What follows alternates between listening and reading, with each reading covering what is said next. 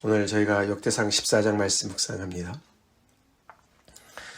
어저께 다윗이 하나님의 법궤를 기럇 여아림에서부터 예루살렘으로 옮겨오려고 시도를 했었는데 정말 큰 실패를 경험하게 되었습니다.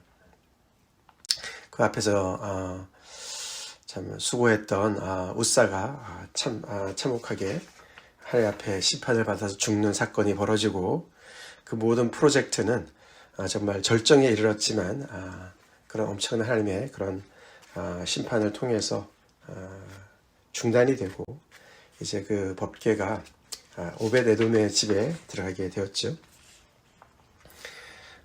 그 오벳에돔의 집에 이제 이렇게 석 달 동안을 이제 머물게 되었는데 그때 하나님께서 그 집에 또 그의 모든 소유에 복을 내리셨더라. 그렇게 이제 어제 본문이 끝나고 이제 오늘 역대상 14장 이야기가 이어지고 오늘 이야기 끝에 이제 15장에 이제 다윗은 다시 재시도를 하죠.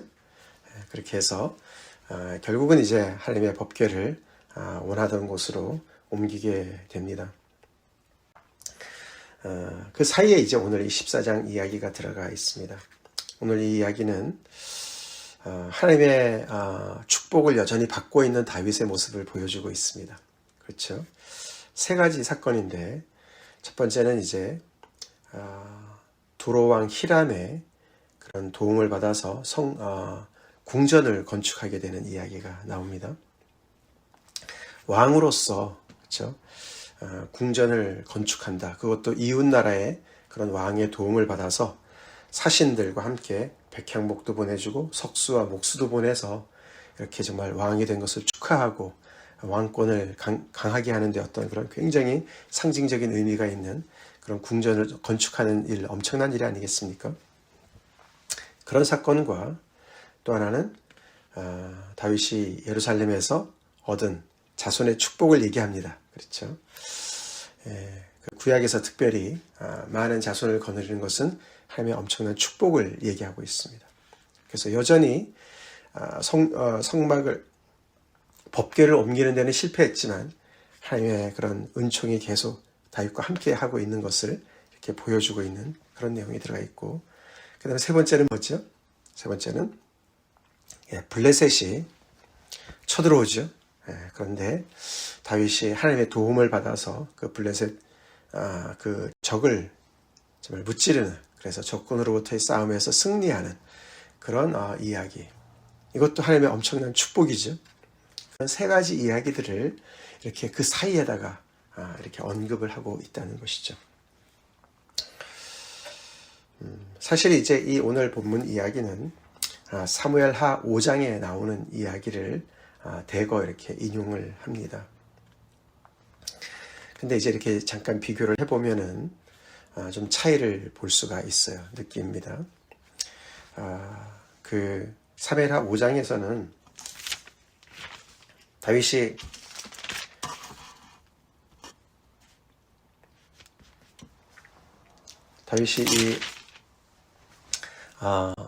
오늘 이 이야기가 5장에 나와 있는데 이제 그 하나님의 법궤를 운반하는 것을 이렇게 그 사이에다가 이 5장이 들어가 있지 않습니다.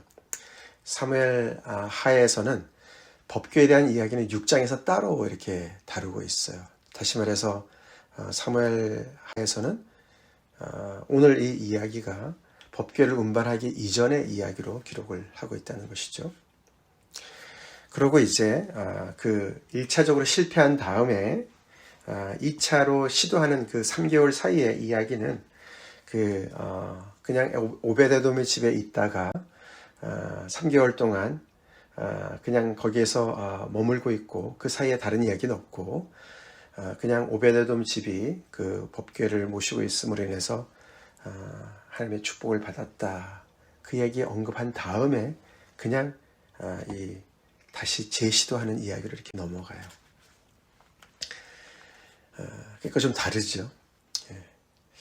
그래서 이제 역대상을 가만히 보면은 오늘 이렇게 세 가지 이렇게 중대한 하나님께서 다윗의 어떤 그런 그 믿음을 축복하시고 또 다윗이 왕 되는 것을 정말 기뻐하시고 그 나라를 또 축복하시는 그런 내용들이 이렇게 더 강화된 것을 볼 수가 있어요. 그런 내용들을 그 사이에 1차적으로 실패한 것, 그 다음에 2차에서 다시 재시도하는 그 사이에다가 이것을 이렇게 집어넣음으로 인해서 마치 중대한 일에 실패한 다윗을 하나님께서 이렇게 복을 주시면서 그 일을 다시 한번 되짚어보고 하나님께서 그 일 자체를 반대하시는 것이 아니라 뭔가 잘못된 것을 시정하라고 하시는 그런 메시지로 이렇게 연결시켜 주는 것을 우리가 보게 된다는 것이죠. 우리가 이제 뭔가 하나님 앞에 참 좋은 마음을 가지고 이렇게 정말 시도를 했었는데 그것이 실패했다. 그러면은 다시 재시도하기는 굉장히 어려울 것 같아요. 그렇죠? 다윗이 정말 어저께 우리 말씀을 가만히 이렇게 연결해 볼 때 정말 뭐가 잘못됐을까? 하나님은 내가 이렇게 예루살렘에다가 이렇게 정말 도성을 쌓고 여기에서 정말 또 하나님의 법궤를 모셔와서 정말 하나님을 이렇게 온전히 섬기는 그런 정말 나를 세워나가는 데 있어서 하나님께서는 정말 뭔가 석연치 않은 부분이 있으신가? 뭐가 잘못됐나? 일단은 우사의 잘못이긴 하지만서도 그 프로젝트 전체를 하나님께서 막아서시는 것으로 먼저 생각할 수가 있지 않겠습니까? 그렇죠? 예.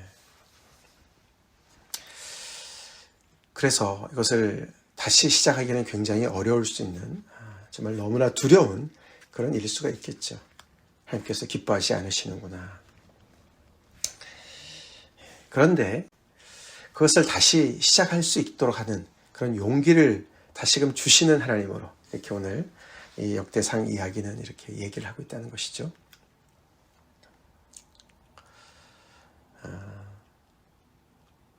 하나님께서 두로왕 히람을 통해서 하나님을 향한 그런 다윗의 마음을 다시금 이렇게 회복시키도록 그렇게 도와주시는 것을 우리가 볼 수가 있도록 이렇게 역대기에서는 편집이 되어 있습니다. 이 두로왕 히람이 결국은 이 다윗의 궁전을 건축하기에 백향목을 보내주기도 하고 나중에는 어떻게 합니까?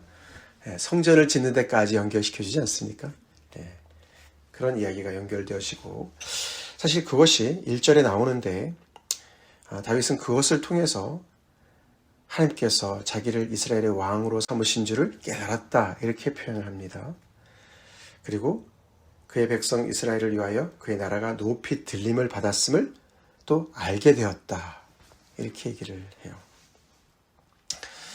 두로왕 히람이 백향목을 보내줘서 궁전을 세울 수 있는 것이 어떻게 연결이 되었는지 이렇게 자세하게 설명은 안 돼 있지만 그것이 다윗한테 굉장히 어떤 그런 격려가 되었던 것 같죠? 그렇습니다. 하나님께서 자기를 이스라엘의 왕으로 삼으신 것을 깨닫게 되었다. 그의 나라가 높이 들림을 받은 것을 알게 되었다. 하나님이 나를 버리신 것이 아니구나. 내가 법궤를 옮겨 오려고 했던 것에서 뭔가 좀 하나님께서 근본적으로 반대하시는 것이 아니구나 라고 깨달았다는 것이죠. 하나님께서 우리와 함께 계시고 우리를 위하신다는 것을 우리가 아는 것은 중요하죠. 그렇죠. 우리가 기도하면서 하나님의 말씀을 묵상하면서 우리의 삶에 여러 가지 어려움들이 있다 할지라도 때로는 우리가 정말 선한 의도로 하나님을 섬기려고 시도를 했다가 실패했다 할지라도 그러나 하나님께서 다른 것을 통해서 우리를 격려해 주신다면 우리가 지금 뭔가 새로운 정말 그런 용기를 가지고 우리가 실패했던 것을 다시 돌아봐야 되는 그런 것을 우리가 생각해 보게 됩니다. 이어서 그는 예루살렘에서 또 아내들을 맞아서 아들과 딸들을 많이 낳았다. 그래서 쭉 이름들이 열거되어지고 그 안에 솔로몬이 있습니다. 이것도 하나님의 축복으로 이렇게 하나님께서 말씀을 하신다. 그 다음에 이제 그 블레셋이 어떻게 이제 이렇게 쳐들어오는지를 얘기를 합니다. 그들이 이제 소문을 들었습니다. 다윗이 이스라엘의 왕이 되었다. 그냥 유다 지파의 한 지파의 왕이 아니라 온 이스라엘의 왕이 되었다라고 듣고 나서는 그들이 위협을 느꼈던 것 같죠.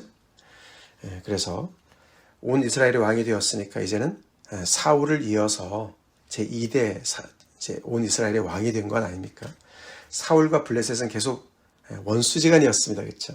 그러니까 이제 다윗도 자기들을 쳐들어올 것으로 이제 내다본 것이죠. 그리고 이제 온 이스라엘의 왕이 되었으니까 그전에는 그가 블레셋을 피신하기도 하고 그래서 그들의 관계가 약간 좀 애매모호한 상황인데 이제는 온 이스라엘의 왕이 되었으니까 당연히 이제 우리의 원수다라고 규정을 한 것 같습니다. 그래서 먼저 쳐들어왔죠. 르바임 골짜기로 쳐들어왔다.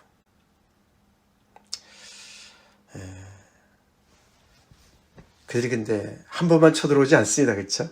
이렇게 쳐들어왔고 두 번째 13절에도 보면은 다시 그 골짜기를 또 침범을 해요. 똑같은 장소로 또 들어옵니다.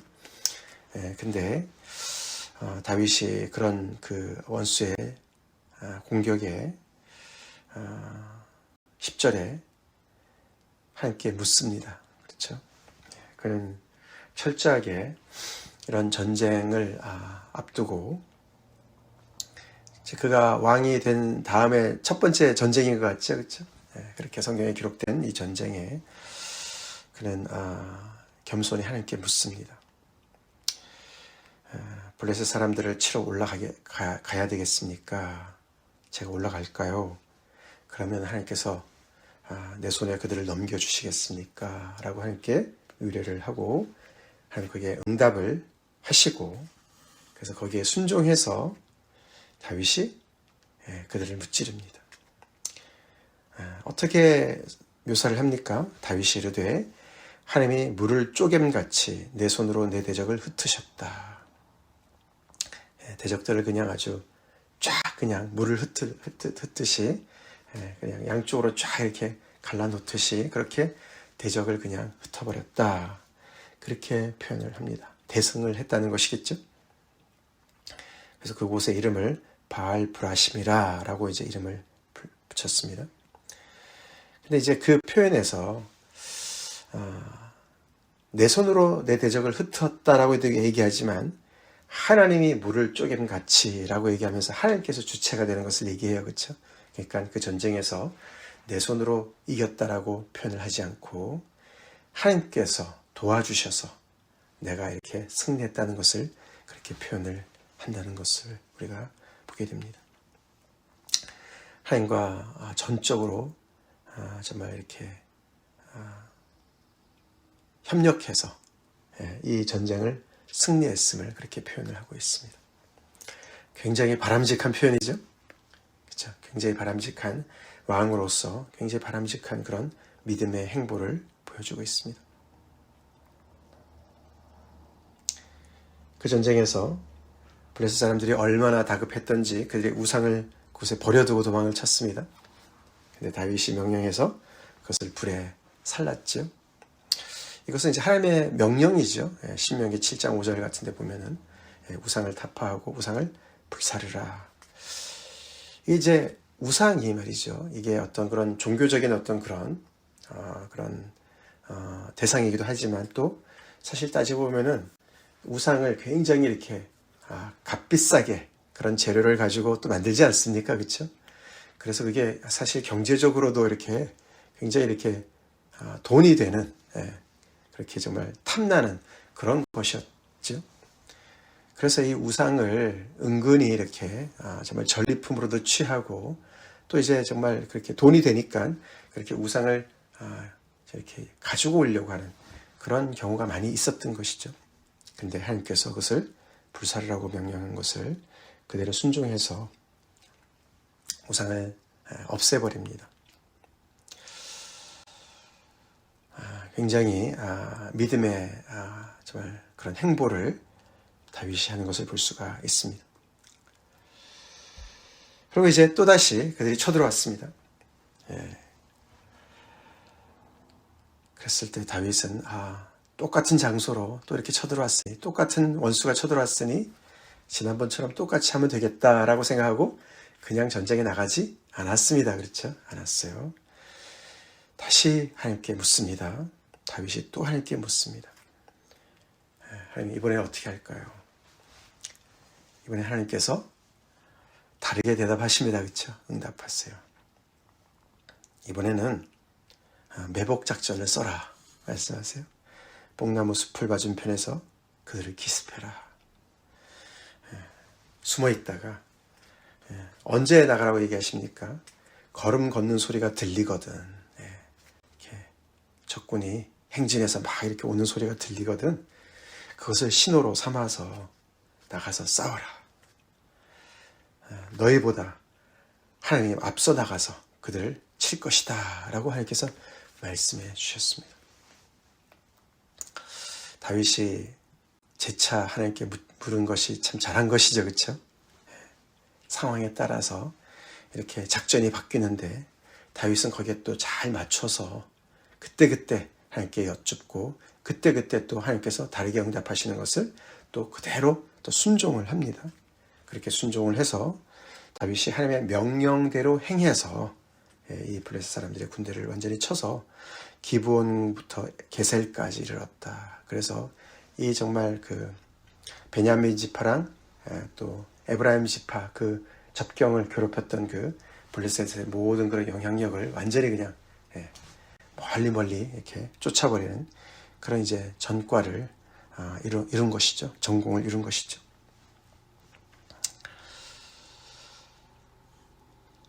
그래서 이것을 이렇게 전체적으로 봤을 때 다윗과 하나님의 관계가 굉장히 건강합니다. 그렇죠? 건강해요. 하나님은 여전히 다윗의 기도를 즉각 들으시고 응답해 주시고, 다윗은 또 겸손하게 계속해서 이렇게 전쟁에 문제가 있을 때마다 하나님 앞에 나아가서 기도해서 그것의 응답을 또한 받습니다. 그리고 아까도 봤지만 궁전도 건축하게 하나님께서 또 이렇게 여건 허락해 주시고 또 많은 자손을 얻게 해 주시고, 이런 이 이야기들이 그 오벳에돔의 집에 하나님의 법궤가 머문 지 3개월이라고 그랬는데 3개월 안에 다 일어날 수는 없어요. 그렇죠? 예루살렘에서 이렇게 아들들 딸들을 이렇게 많이 어떻게 얻습니까? 오래된 얘기죠. 그렇죠? 근데 그런 이야기들을 이런 문맥 속에 이렇게 집어넣었다는 것이죠. 다시 말해서 하나님의 법궤를 예루살렘으로 모셔오는 일에 있어서 큰 실패를 겪은 이 다윗과 그 온 백성들한테 다윗이 잘못 해석해서 하나님이 싫어하시는구나, 그냥 오베데돔의 집에 그냥 놔둬야지, 그렇게 하지 말고 모셔오기는 모셔와야 되는데 뭐가 잘못일까? 방법 면에서 잘못되었구나, 그렇게 그것을 올바른 길을 찾도록 하나님께서 격려해 주시는 것으로 이 내용을 집어넣은 거예요. 그래서 17절에 보면, 오늘 보면 17절 맨 끝에 다윗의 명성이 온 세상에 퍼졌고 여호와께서 모든 이방 민족으로 그를 두려워하게 하셨더라. 다윗은 정말 거칠 것이 하나도 없어요. 그렇죠? 하나님의 전적인 지원을 받고 하나님의 인정을 받고, 더 나아가서는 사람들로부터, 백성들로부터 인정을 받을 뿐만 아니라 온 세상에 그의 명성이, 두려움이 정말 이렇게 퍼지게 된 것이죠. 거기에 힘입어서 다시 하나님의 법궤를 옮겨오는 것을 재차 정말 이렇게 시도하도록, 이렇게 어떻게 보면 그렇게 힘을 정말 이렇게 얻게 된 것으로 이렇게 연결되어지죠. 그래서 이제 우리가 15장, 16장에 보면은 자세하게 그 실패 요인을 찾아서 그것을 해결해 나가고 결국에는 그 일을 이제 정말 이렇게 성취하는 것을 보게 됩니다. 자, 오늘 말씀을 통해서 우리가 참 하나님의 그런 다윗을 향한 그런 또 격려와 은혜를 우리가 보고 우리 자신의 또 삶을 또 연결해 봅시다. 우리도 혹시나 우리가 반드시 이루어야 되는 일이 있는데 실패를 했기 때문에 완전히 그냥 그것을 접어둔 것이 있지 않나. 그렇죠? 한번 하나님께 혼났다고 그냥 완전히 그냥 잘못됐구나. 그럴 수가 있습니다. 그렇죠? 근데 우리가 하나님께서 이런저런 다른 일들을 통해서 우리에게 은혜를 주시고 또 용기를 주시고 또 우리를 인정해 주시고 그런다면은 또 다시 한번 우리가 잘못한 부분들, 실패했던 부분들 다시 한번 우리가 그것이 옳다면은 우리가 뭔가 좀 다른 부분을 또 우리가 생각해보고 방법을 고쳐보고 더 정말 우리 자신을 또 돌아보면서 하나님께서 정말 원하시는 그런 제대로 된 그런 방법을 통해서 그 일을 이루어야 될 줄로 믿습니다. 우리가 교회 사역도 그런 것 같아요. 우리 개개인의 그런 인생도 그렇고 우리 교회가 한때는 정말 이렇게 너무나 끈끈한 형제 자매 간의 관계를 잘 이루려고 했었는데 그것이 잘못 가가지고 너무나 또 이렇게 하나님을 배제하는 그런 인간 중심의 어떤 그런 교회로 너무나 치우치는 것을 우리가 실패한 적이 있어요. 근데 이제 그것을 하나님께서 그 자체를 싫어하는 것은 아닙니다. 그렇죠? 아니에요. 그걸 제대로 잘해야 되죠.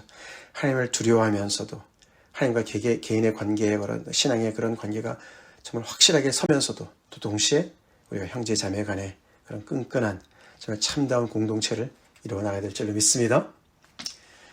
오늘 이 말씀을 통해서 다시 한번 우리가 용기를 가지고 하나님께서 기뻐하시는 일을 우리가 끝까지 또 실행해 나가는 순종해 나가는 우리가 될 수 있도록 기도합시다. 같이 기도하겠습니다.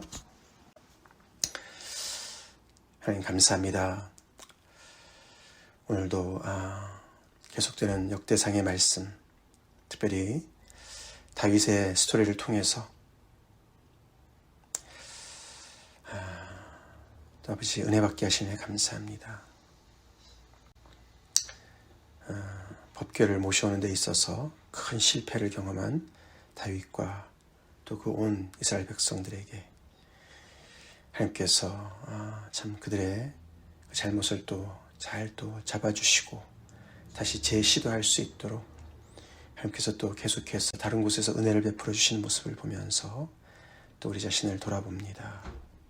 주님, 특별히 오늘 다윗이 하나님과의 그런 막힘없는 교제 속에서 문제가 있을 때마다 주님께 기도하고 같은 문제라도 또 계속 기도함으로 그때그때 하나님께서 주시는 응답을 따라 순종하는 다윗의 모습을 보며 참 도전이 됩니다.